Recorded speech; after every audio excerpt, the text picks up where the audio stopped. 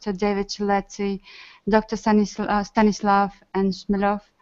We are very grateful to have you here and have your knowledge share with us. Today, the main topic that we're going to discuss is green economy and everything around it. Everyone is welcome to share their knowledge and ask questions and share his or her opinion on this subject. In the present day today, society differently understands the concept of green economy. Some believe that this is a new economic sector which will improve the nature of the country. Others understand this expression as a new technology, a kind of ecosystem that is designed to help and benefit nature. Still others believe this is a transition to a new stage of development, which aims to create environmentally friendly products. Green economy is an economy that does not harm the environment, promotes human well-being, and ensures sustainable development for both individual countries and the world at large. Green economy covers agriculture, waste management, water problems, etc. This applies to all spheres of our lives. The issue of sustainable development and resource efficiency is very relevant today.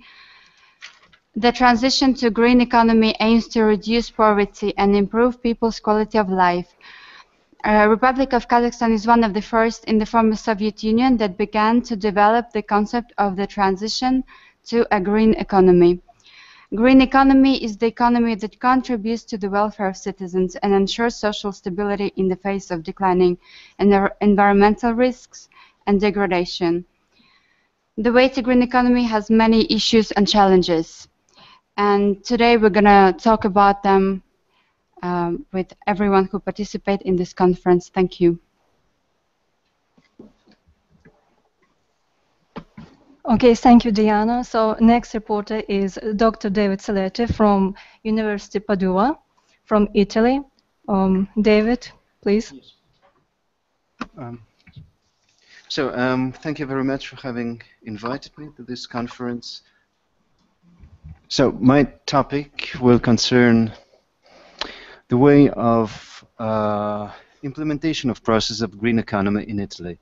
So Italy will be taken as a case study, and to show that green economy, notwithstanding the clear definition that we have heard just now, it's a much problematic, in fact, a much problematic topic in its definition itself. If you look at this picture, for example, you see a field of solar panels that is you can see many of them in northern Italy nowadays. But the picture itself arises a very interesting question to transform agricultural land in, even if green, field of electricity production. Is it green economy or no? Our government itself gave very different answers in different moments at the beginning, sustaining that it's green economy and then stating that transforming arable land in an electric plant is not green economy at all. So this pictures arises many questions. What is green economy? What are the potentials and limits of green economy and its problems and perspectives? I will try to answer to these questions from a very empirical and, let's say, historical point of view, going and giving some examples of transition towards of green economy in my country. You go to the next picture. So this is more or less the plan of my presentation. So first of all, I will try to understand why and how this concept of green economy appeared in Italy and how it transformed itself during the last 20 years. Then I will go to some examples of successful businesses in green economy, and I will conclude summarizing our findings. So the next pictures. In Italy, we say that it's quite interesting that green economy, and it's just half a joke, it's strictly linked with crisis. It's half a joke because we started thinking, at that time we didn't use the word green economy, but anyway we started thinking about green during the first big crisis of capitalist countries, the so-called oil crisis, 73, 74. Then we get deeper into the topic, and we actually did quite a lot during a second crisis, environment crisis, that became clear to everybody with the signature and acceptance into our legislation of the so-called Kyoto Agreement.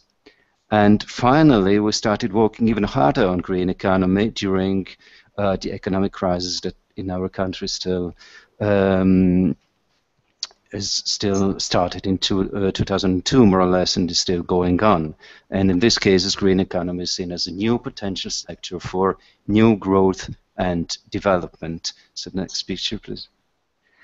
If we go back to the first years, so the oil crisis, of course the problem was to reduce oil consumption. And in Italy they took a very large set of measures that nowadays would be clearly set in the green economy framework. First of all, we started to reorganize lives, getting, for example, this is a very good example, cities, getting cities free from cars and pushing people using bicycles, or, for example, green autobus moved by gas and not by oil. Our main car construction developed project for hybrid and electric motors in 1974-73. This is a prototype that never, in fact, worked, but it was one of the first prototypes in the world. Next. These tentatives were interrupted in the 80s and the 90s when the price of oil went down, which shows the strict link between environment, oil price problem, and environmental friendly issues at that time. Nevertheless, they were not interrupted completely. Bicycles in the city remain a main topic in our economy, and we see there the map of Milan, which has nowadays 157 kilometers of bicycle tracks, and you see there the first mass-produced electric cars in Europe, so the Fiat Electra, that was produced in 1986 and mass-produced in 1990, so put into the market. So we had some result. The second point is this, you can say, environmental crisis that became clear. So the environmental changes that became clear and obvious to everybody with the Kyoto Conference and the acceptance, as I said, into our legislation of the Kyoto Protocol. A large set of laws were put into practice at that time, limiting the use of plastic, for example. That was very important in limiting the use of cars into the city. So firms reacted to this new I would say market conditions very actively, and I put just two examples that are very interesting for me. The first is Novamont, that produces completely renewable plastic, massively used nowadays in Europe, and I guess here too, for producing, for example, bags, but not just bags. They have a large set of products. This is a very important and successful patent. And I think that it's a most rich patent of this Novamont, which is a very big firm in the chemical sector. Another good example, much smaller, is this producer of components for car using gas engines, which was very, very small firms with around 100 workers at the beginning of the 90s, and now it's a world leader in the production of these components. So two examples of how firms could react to new environmental and legislation conditions. Next. Then we come to the economic crisis. You see in the first graphic, which shows the gross domestic product per capita of different countries. So the blue line is Italy, and you see the extent and the duration of the crisis. So this crisis touched very hard Italy in its main industrial sectors. So for many firms it was essential to find new ways to produce a new market niche. And green economy offered a very good occasion. Green economy markets appears, and even now appear, to be untouched or slightly touched by the crisis. So the most innovative firms moved into That's some marketing and the business strategy moved into those niche to preserve their rentability. One example is this firm's Fabris, which is specialized in industrial covering with solar panels, so using industrial covering to produce electricity, and it's now European leader with 27% of the market share of this particular business. Another very small firms, if you look internet, you can see this story that was a very, very small firm at the beginning of the 90s, and now it's a quite a big firm working at the European level. So next. Other examples on the food market, agriculture, agri-industrial market, another important, a very important market for our economy. Both those firms, Algeria and Slow Food, exploited this new sensibility of people and of consumers for green product, biological product, moving into this market very successfully. And here you see a little bit the history of the first firm. Both are the first firm is a distributor, so it organizes green production of products and distributes, and the second one is also distributors, but it has also an impact on sensibilization of people on green and biological food. By the way, the slow food exists even in Kazakhstan, as you see in the last picture on the left of the slide. So go to the next, please. So if we come to an end and try to have a synthesis of what we said, which are the problems and perspective of green economy? I would say that the good sides and the good perspectives of green economy are that green economy, well, first of all, takes a very important question, which is environment, and tries to create a more efficient economy in the use of non-renewable resources.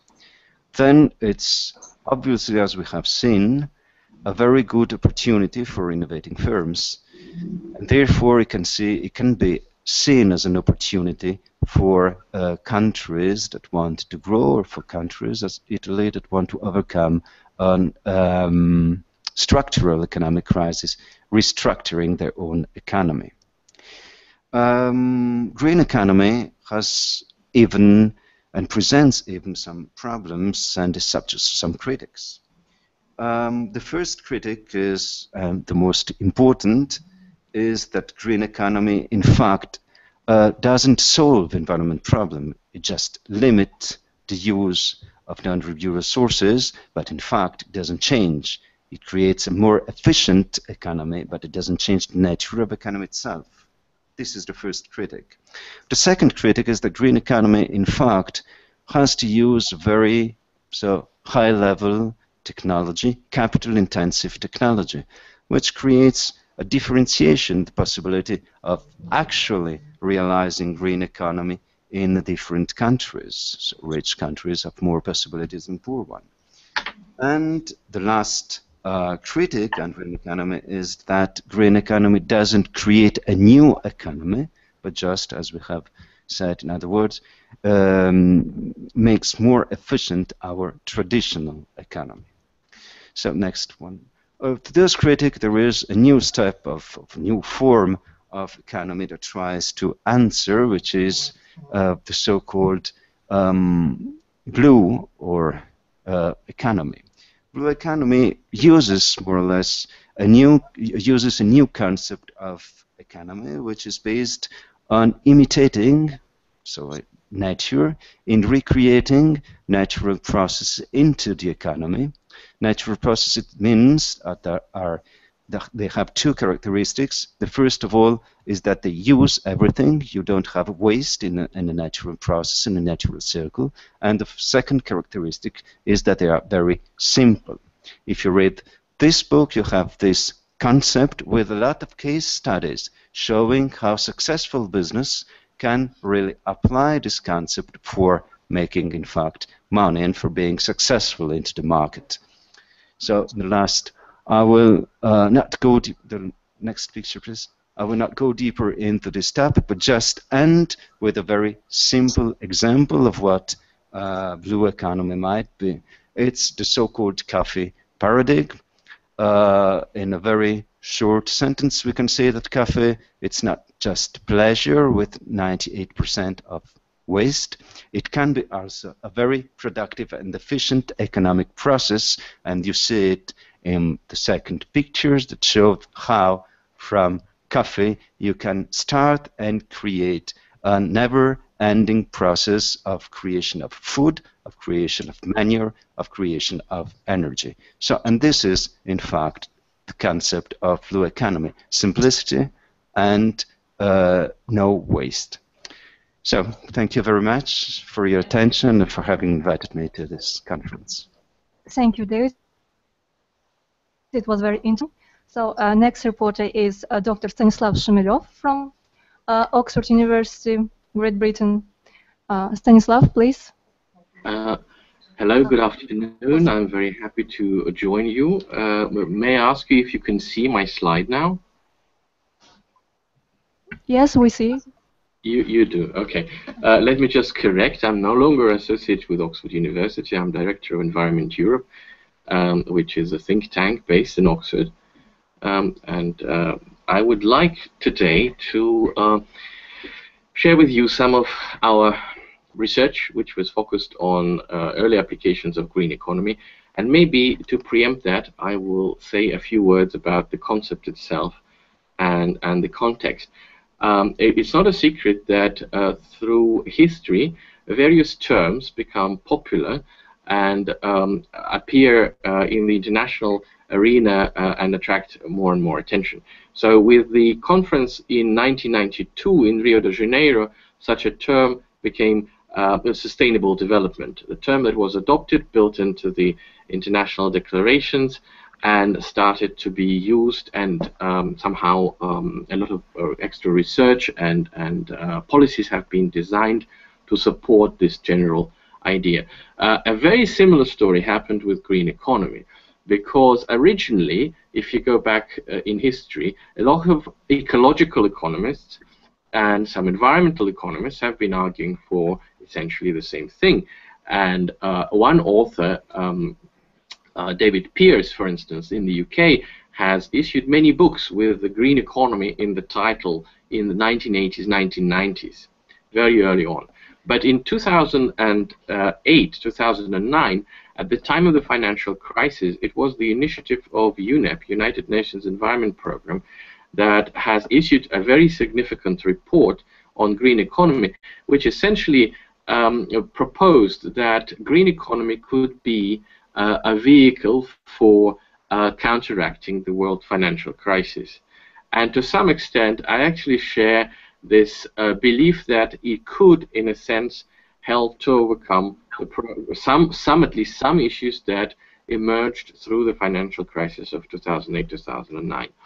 I will show you just one little case which was done some time ago, focused on what is now called circular economy, and back then was called ecological economic modeling of sustainable waste management systems, to illustrate how the application of operations research tools and various modeling techniques could help us to actually plan and understand how to make better decisions on building a greener economy. Maybe I should throw a question into the audience. Could you tell me from the top of your heads what's the percentage of municipal solid waste recycled in Kazakhstan? Do you know what the figure is at the moment? Dear colleagues, I hear silence. So I would probably guess that this figure is in the range of 5 to 10% maximum. In the countries which are the leaders in this field, such as the Netherlands and Austria and a few others, the figure is close to 63, 64%, which means that 64% of all municipal waste is getting somehow back into the system. And it's a really significant step towards the creation of the so-called circular economy. We eventually, it seems that the green economy is the only way forward, and at least, actions in the spirit of green economy, without being too strict towards the definitions, is the only way forward, because in the long run, we are interested in our economies being powered by renewable energy. We are interested in decarbonization. We are interested in circling the flows. We're interested in protecting the biodiversity and making sure that our economy is much more oriented towards the provision of services rather than the sales of goods, which need to be reused, recycled, and so forth. So let me show you the few important points.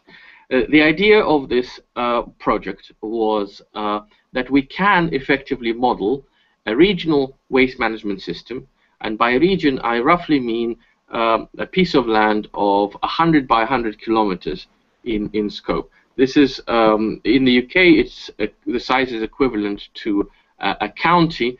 Kazakhstan is huge, so it probably is an oblast, if not smaller. So the few important points that we started with were we wanted to provide the new methodological background for regional municipal solid waste management modeling.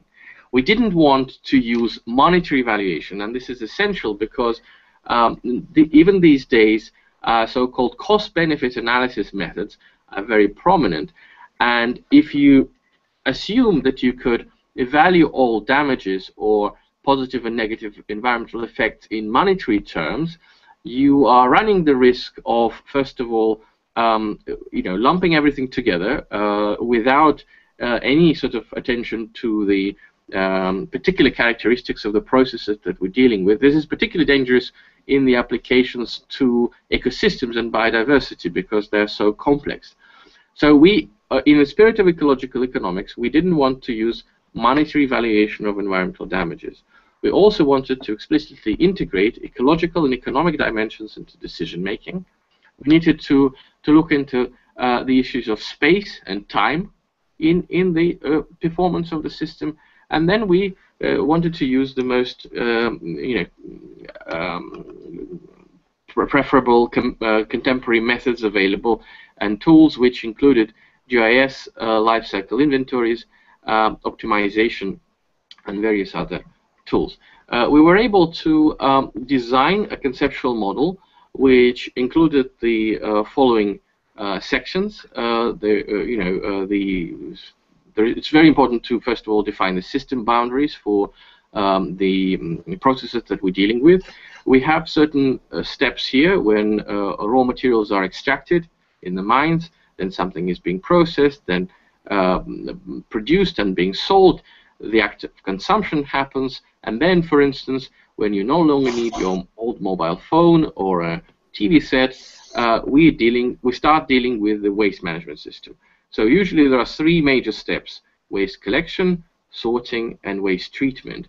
And I'll just say about the waste treatment that the three most frequently used methods still are so-called complex recycling, composting, incineration, and also landfilling, which I cannot see for some reason on this slide, but it's down there, landfilling.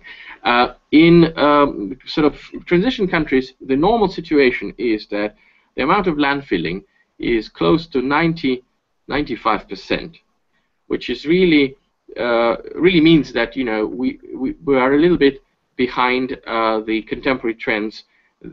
As I mentioned, in Europe, the leaders in the field, Austria, for instance, achieved an enormous progress of bringing the recycling rates up to 63–64%.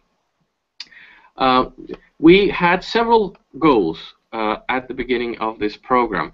We needed to look at minimization of the total management cost. Of course, economics is important. We need to minimize costs.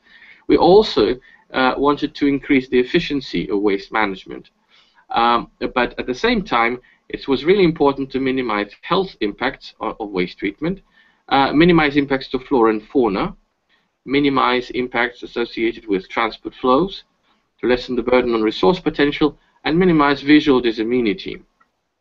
It is natural that the principal method that was used in this project was the so-called method of multi-criteria decision aid, which is a set of mathematical tools that were designed by Professor Bernard Roy in the 1960s and could be very effectively used to assist in decision-making when there are multiple goals or multiple dimensions of a problem or task at hand. For instance, we're dealing not just with costs, we're also dealing with emissions, we're dealing with pollution, with waste flows, with impacts on health, with various other aspects. So this is a classic problem where the multi-criteria decision aid is highly applicable. This is what we came up with. It's a conceptual scheme of a model that we designed. It had three major methods, three major components. The central component was the so-called multi-criteria optimization module, which was connected to the life cycle inventory module and the GIS module as well. And in this slide, you see the different inputs, different kinds of information that were used to populate the model with data. In the end, what's the final goal? Well, we wanted to make sure that we understand better how to proceed with siting decisions, in other words, where to put various waste management facilities.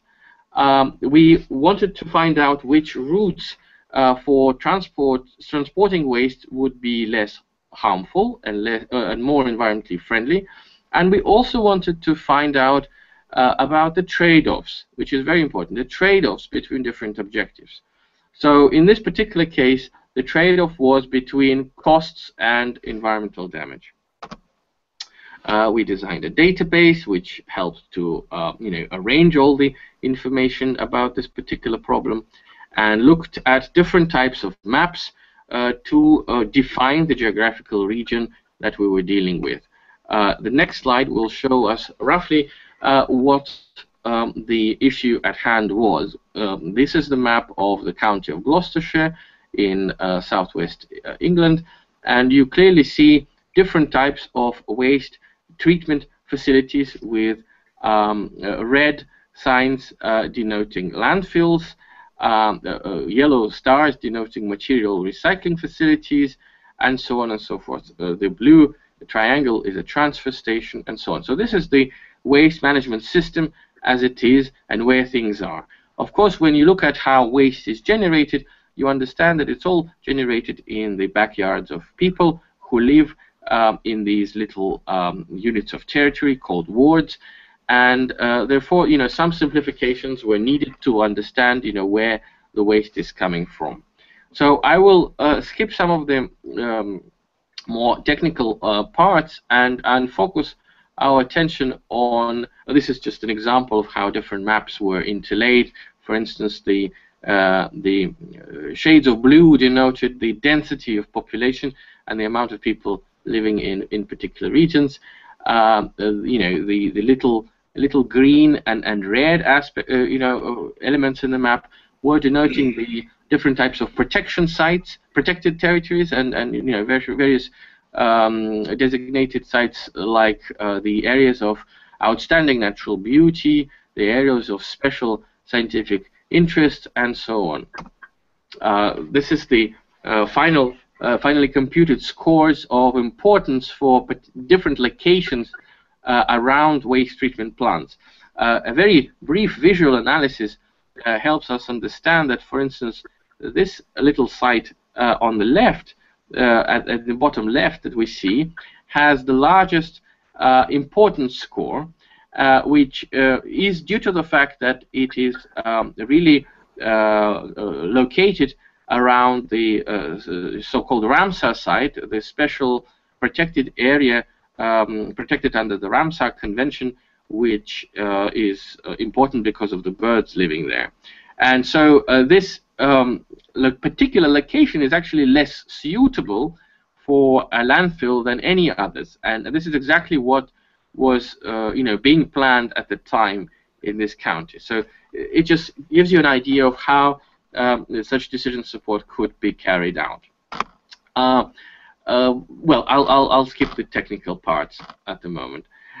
In the end, we were able to conduct a whole range of simulation experiments, which were essentially designed to illustrate how the waste management system would behave under different conditions. So, for instance, this is a simple illustration of the model output. You see in different colors the share of the waste. This is 100%, so the height of the green, for instance, area is the amount of recycling in percentage terms. So if you see, it started somewhere around 12%, and then it ended up at 60% recycling.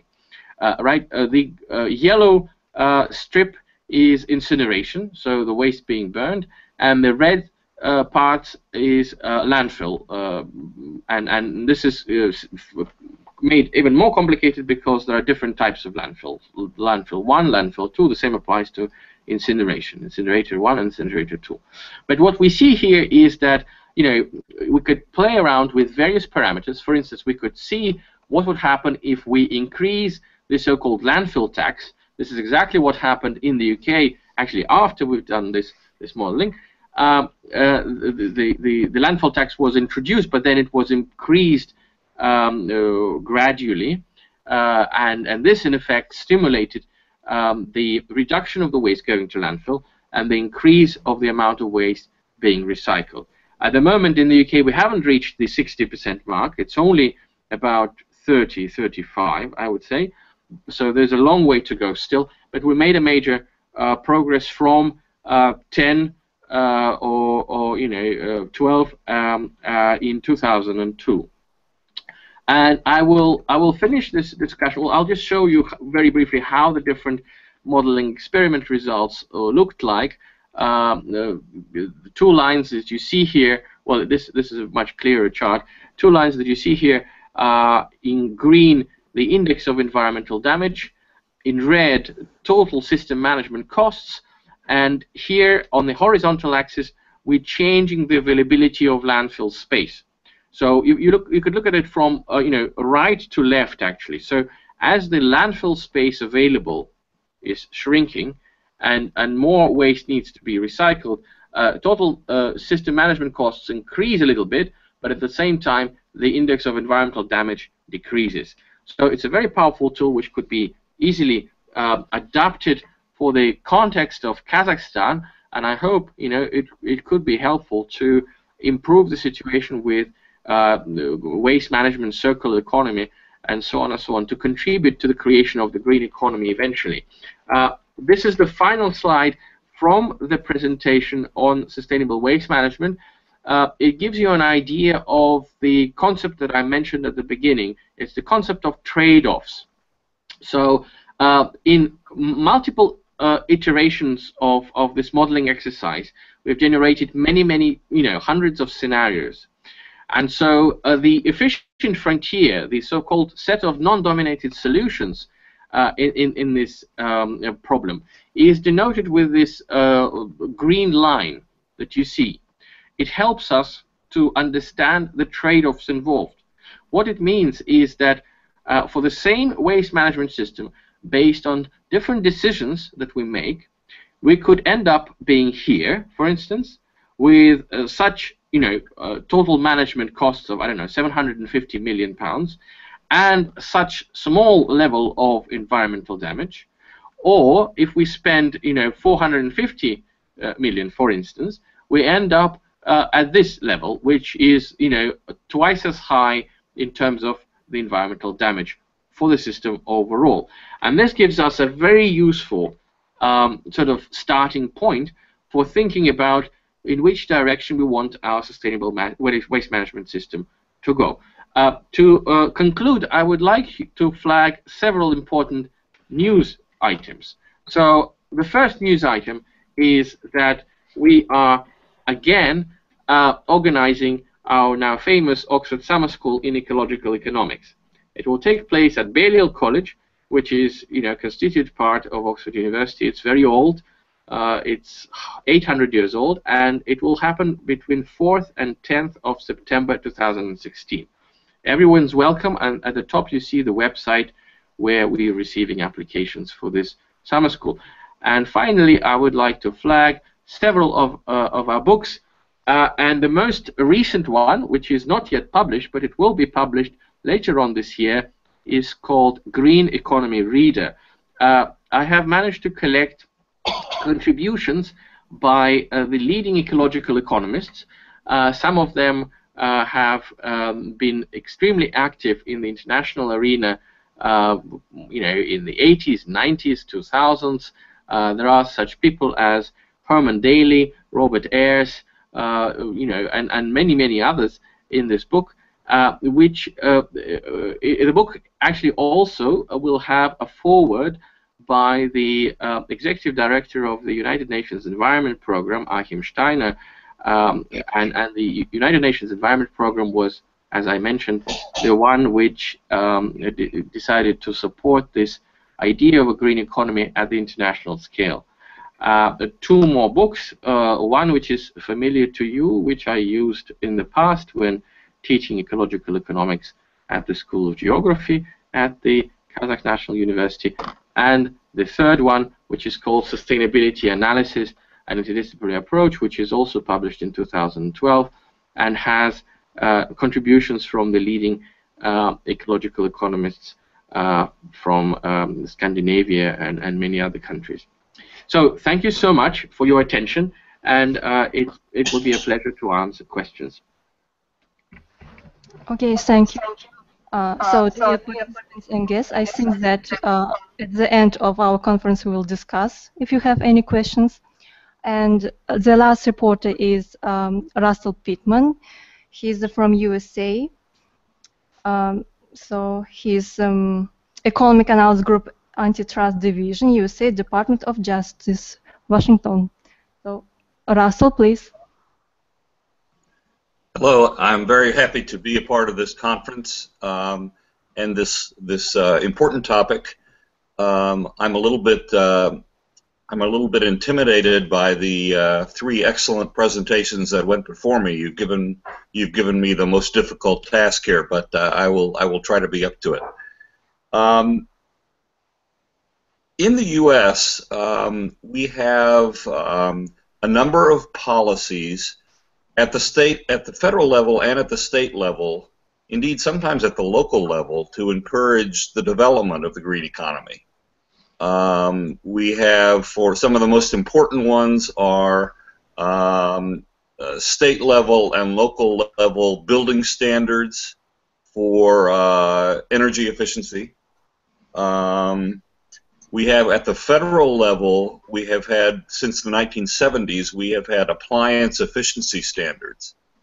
So if you want to sell refrigerators or washing machines or air conditioners in the U.S., A, they must meet certain standards, certain minimum standards of energy efficiency, and B, they must be labeled so that you can, under certain standardized conditions, you can compare the efficiency of the products of different manufacturers. Another important standard at the federal level has been the automobile fuel efficiency standards, which again we have had since the 70s, which President Obama has recently strengthened, which require both domestic manufacturers and foreign manufacturers who want to sell in the U.S. to increase the fuel efficiency. There are certain minimum levels that each model must reach in terms of fuel efficiency. And all of these, I think, have had a contributing effect to reducing energy use, incidentally reducing carbon emissions, incidentally, along with our fairly tough federal environmental standards, reducing pollution. So I think in general there is an evaluation that these regulations, regulatory standards at the federal level and at the state level have done a great deal to reduce energy use without harming economic growth and improving environmental standards by sometimes dramatically. For example, the ability to breathe the air of Los Angeles on bad days, or the treatment of sewage going into rivers. I want to focus more though on a very particular sector that is that I think, objectively speaking or measurably, is extremely important for the development of the green economy, for the development for the support of sustainable development, to use that slightly older term, and that is the electricity sector. As you probably know, the electricity sector uses a very high percentage of the energy consumed in most countries, and it generates, I think, an even higher percentage of the carbon and pollution, especially air pollution. And so, at the same time, electricity use is closely associated with economic growth and GDP. Now, one policy which I think my predecessors in this program have mentioned is trying to sort of decouple that, to try to make economic growth greener by, for example, focusing more on services and recycling, and rather than on simply growing as fast as possible. But another thing I think but another focus has been on making the electricity sector itself greener, finding ways to allow electricity use to grow and support economic growth with less harm to the environment and less energy use than we have seen in the past. And there are very direct ways of doing this that we use in the U.S. that I know other countries use, especially to encourage the use of greener sources of generation. So, for example, wind power, hydropower, solar power, to go back to David's first slide. U.S. at the federal level and at the state levels, we have many policies designed to encourage the growth of these green sources of electricity as a percentage of total electricity generation.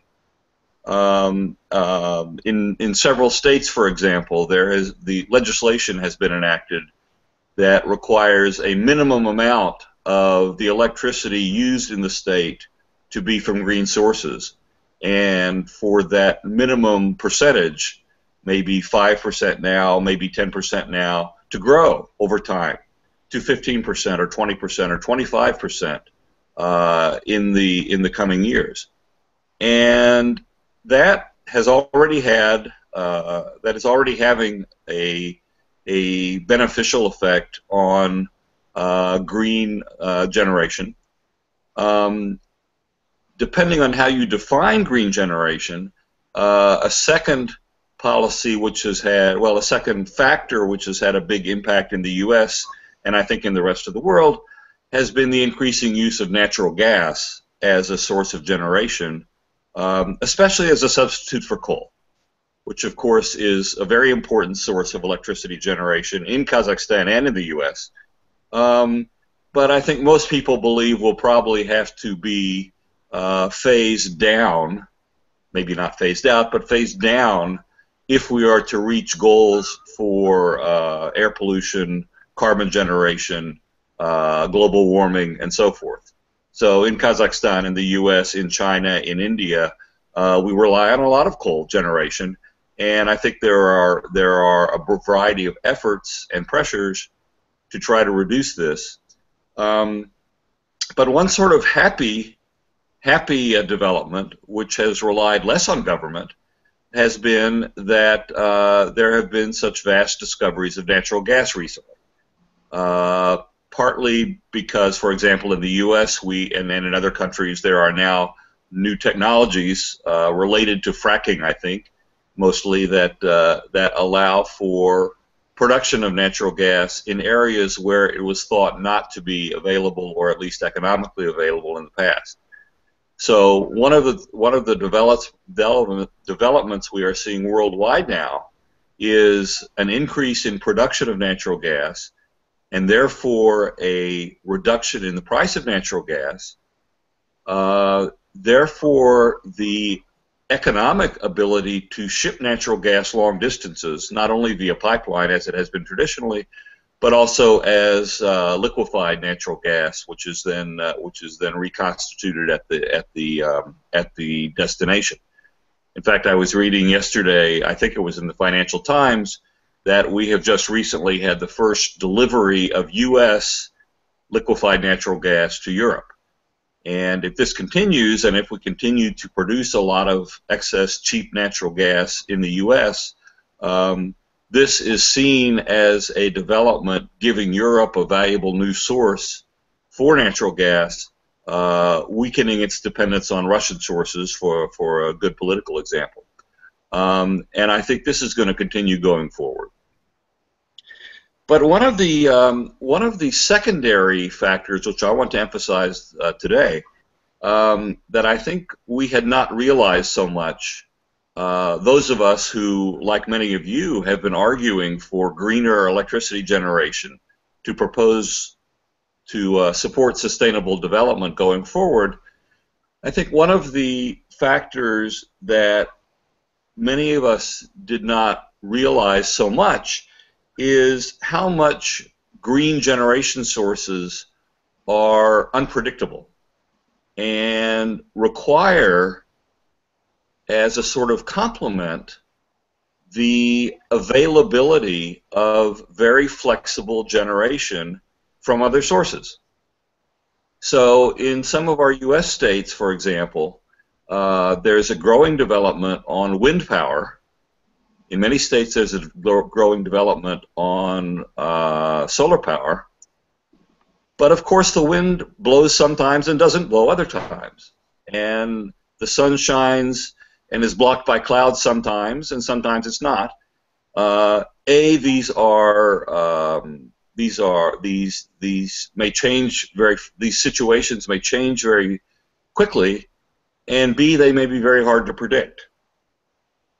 And one of the biggest factors that I think was unpredicted or not as widely understood as it might have been by any of us when we advocated over the years for more solar power and more wind power is that this would be another reason to reduce the use of coal generation and increase the use of natural gas generation.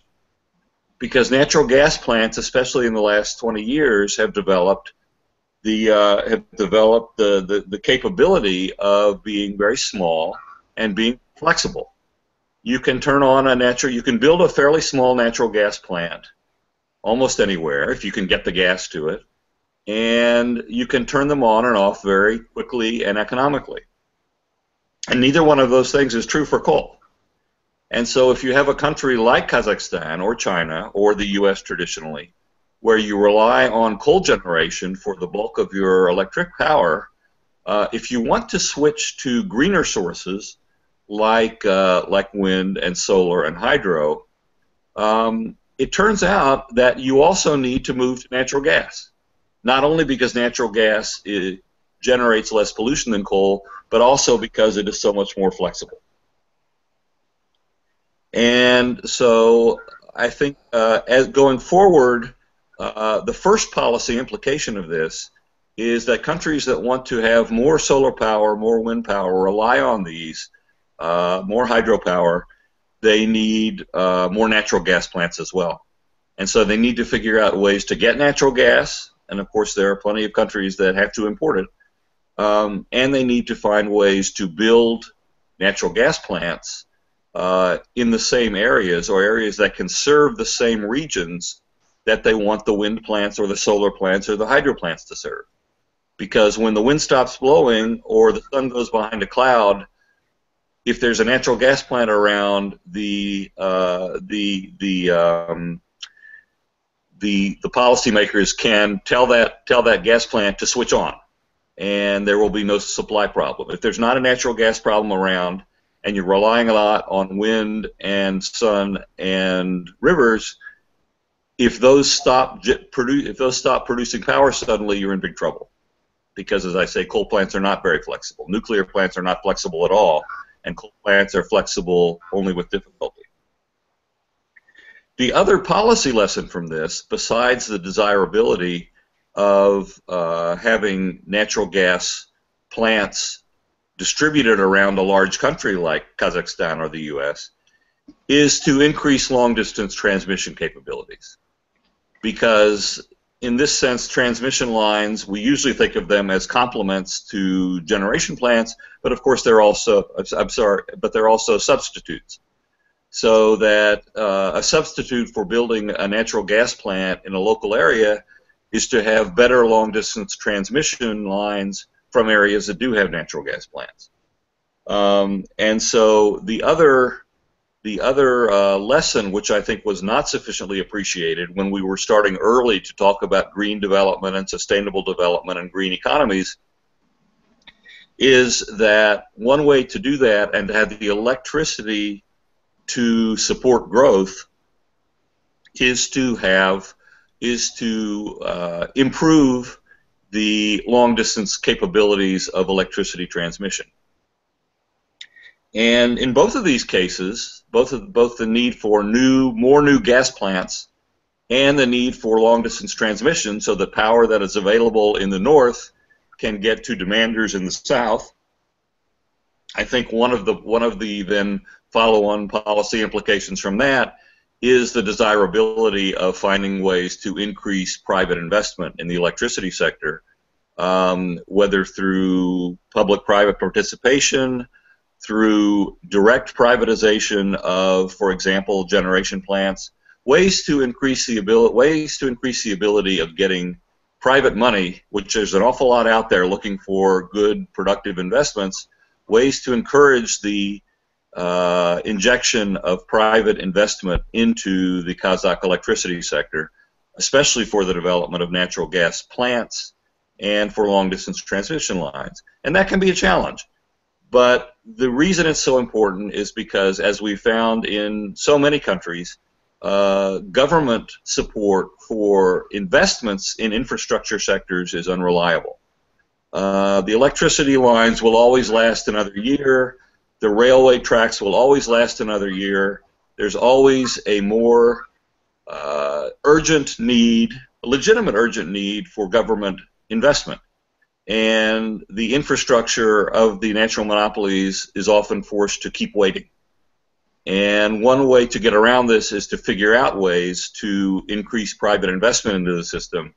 And that's been one of the, I think, very interesting developments that the World Bank and other organizations have encouraged, partly to increase efficiency, but again, in this case, for the somewhat less well-predicted need to support green electricity as a critical part of sustainable development.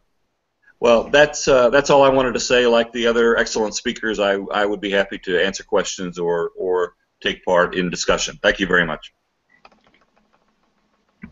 Thank you. So, do you have any questions, guests, participants?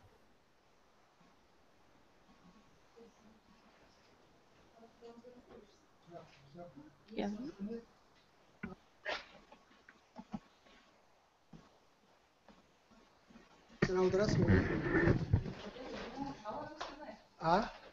Вот к вам у меня вопрос к первому докладчику.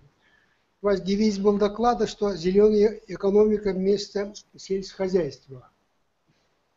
Так, в этом плане вот мы думаем больше о Казахстане, конечно. Ну, Италия хорошо. Полуостров. Так, с 3 сторон моря. Так, у них другая проблема, правда, как это африканскими беженцами справиться. Так. А у нас, вот я хотел вас спросить такое, вот скажем, батареи там солнечные, это страна высокоразвитой индустрии. А у нас в Казахстане, вот сегодня же, вчера, вот это, у нас находится же это хозяйка Международного валютного фонда, он давал нам тоже советы, но он говорит, вам надо думать больше, как из кризиса выйти. И поэтому, конечно же, как говорят, жить хорошо, хорошо жить еще лучше, но мы так хотим, но ресурсы, там, факторы, в Италии соседи какие? Италия в Европе по потенциалу экономика на 3-м месте. А у нас уже обеспечит людей какой-либо работой, не то что там о высоких там технологиях, сейчас мы пока забываем. Мне интересует такой вопрос в плане вашего тезиса «Зеленая экономика вместе с сельхоз». Мы в какой-то степени похожи на канадцев. Вот у нас 260 миллионов сельскохозяйственных площадей. Они из-за того, что воды не хватает, так и лежат. Вот уже сейчас обсуждение идет этого шумихи. Там всего 6% они освоены, а остальные кадастровые цены вообще мизерные. Никто это качество надо исследовать. Вот мораторий у нас до Нового года. Вот в Канаде как поставлена зеленая экономика? Вы не можете рассказать? Вот там солнечные батареи, у них такие проблемы, они же все-таки продвинуты, но и у них тоже большая площадь земельная. Вы не могли бы так сказать, в каком направлении они к этой зеленой экономике реализуют политику?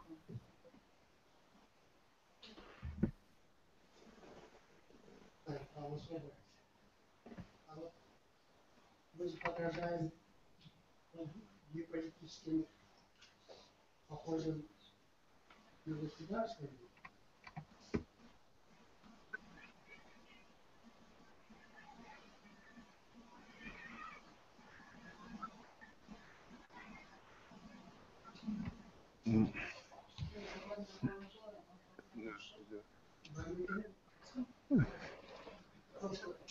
Посоветуйте нам этим заниматься. Канада. Потому что мы должны мировую экономику только. Ну, У нас инвестиций нет. У нас инвестиций никаких нет. Нет, внутренние инвестиции много, поэтому они солнечные батареи. Мы на зарплату как бы понимаем. Вот анализ, да, идет. Это вот такие мультфильмы, я во втором год.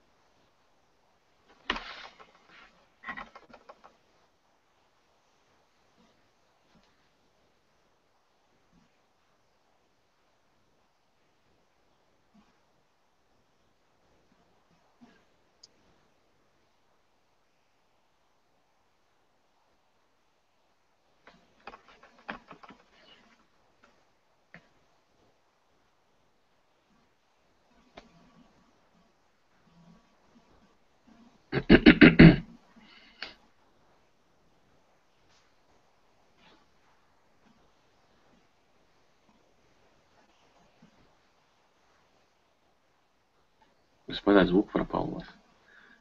Смотрите. Программы «Зеленая экономика» в Канаде реализуется, мы дали бы студентам толчок. Они нам похожи. Многие наши земельные колхозы, совхозы работали раньше, они в Канаду уехали в свое время. Сейчас я не знаю, где они были.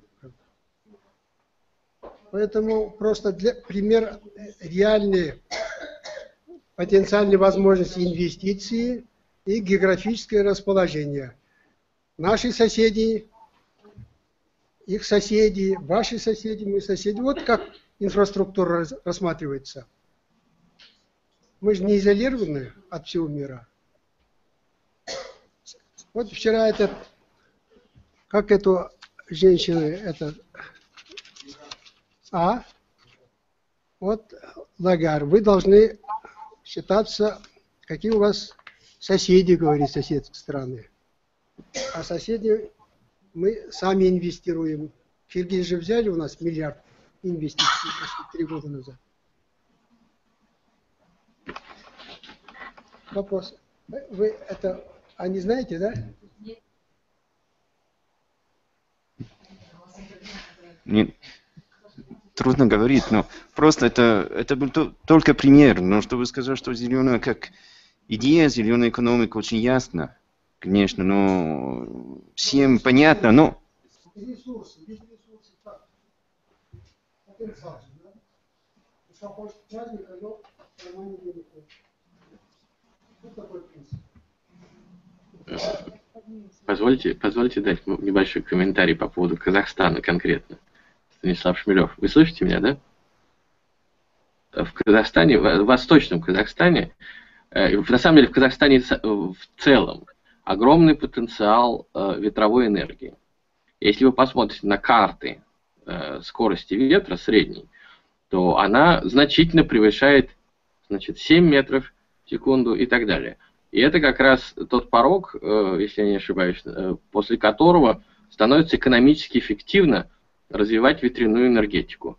Есть одно ущелье, название которого, по-моему, называется Джунгарские ворота в Восточном Казахстане. Там вообще скорость ветра доходит до сумасшедших характеристик. Вот. И там как раз, не знаю, строится ли сейчас, но это самое выгодное место для строительства ветряной энергетики в Казахстане. Это вот как бы один маленький пример. Я не слышу, к сожалению. А кто-то инвестирует в эти проекты, вы говорите, потенциал? Инвесторы пошли туда? Это мы не знаем. Ну, мы пытались определенные шаги делать в этом направлении, вот, взаимодействовали, но пока проект не был поддержан. Ну, вот это меня интересует. Какие перспективные стратегические планы каких-то инвесторов есть, а тогда мы же экономисты. Надо оценить себя через своих инвестиций. Если инвестор не придет, внутренних, у тебя ресурсы есть, осваивай, пожалуйста. Ну, такого нет уже. Вот это, конечно, даже недавно писали, даже люди стали, там приток, вот, трудовые ресурсы пошли. Вот как надо анализировать. Конечно, мы знаем вихры, вот это по западному региону, говорим, целые круглые сутки идет. Ну что толку от этого? А там солнечные батареи не ставишь. Ветер то есть, а то нету. Что, білдім ғой жаңа аяқтай бер баяқпен келсе. Жақсы, спасибо. Okay, thank you, dear participants and guests. So we are going to end our conference. The green economy is a very actual topic, and we will going to continue in the next conference. So, thank you. Goodbye. Thank you. Thank you.